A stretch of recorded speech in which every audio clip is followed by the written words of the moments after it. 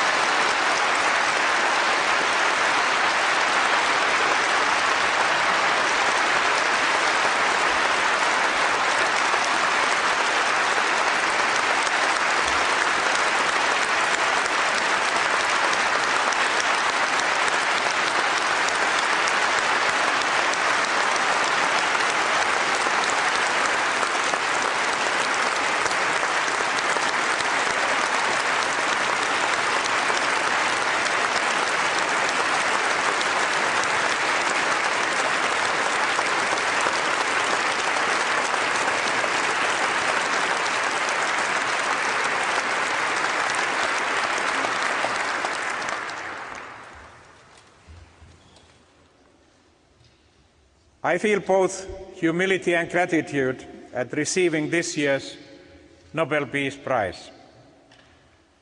It is the greatest recognition anybody working in this field can be given. What I am feeling now can only be compared with the joy I have felt when seeing the changes that peace has brought to the lives of the people. When people who have endured wars and crises begin to build their lives in an atmosphere of peace, when faith in the future returns.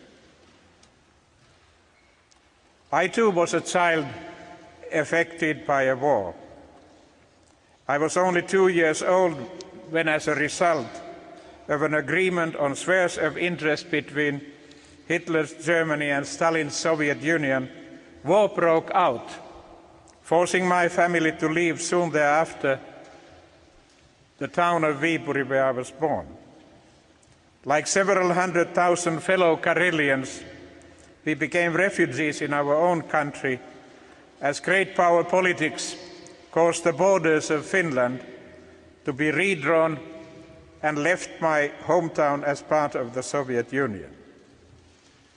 This childhood experience contributed to my commitment to working on the resolution of conflicts.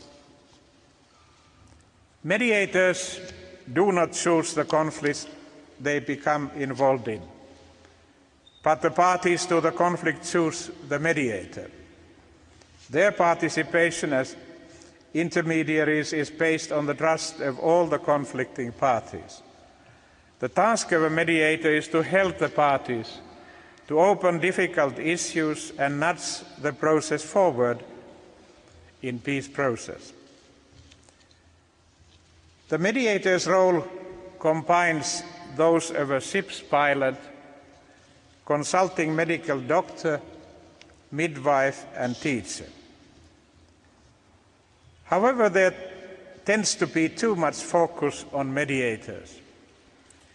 With that, we are disempowering the parties to the conflict and creating the wrong impression that peace comes from the outside. The only people that can make peace are the parties to the conflict.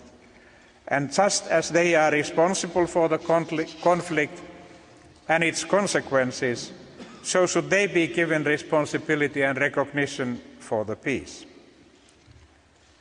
The process leading to Namibian independence was long and required strong commitment and determination from the Namibians. Namibia is also an excellent example of what the UN and its member states can achieve at their best. Today, looking back to those years, it feels almost unbelievable that we managed to get all the key actors, the so-called Western Five, US, UK, France, Germany and Canada, the Soviet Union and Cuba as well, the Organization of African Unity, represented by the African frontline states,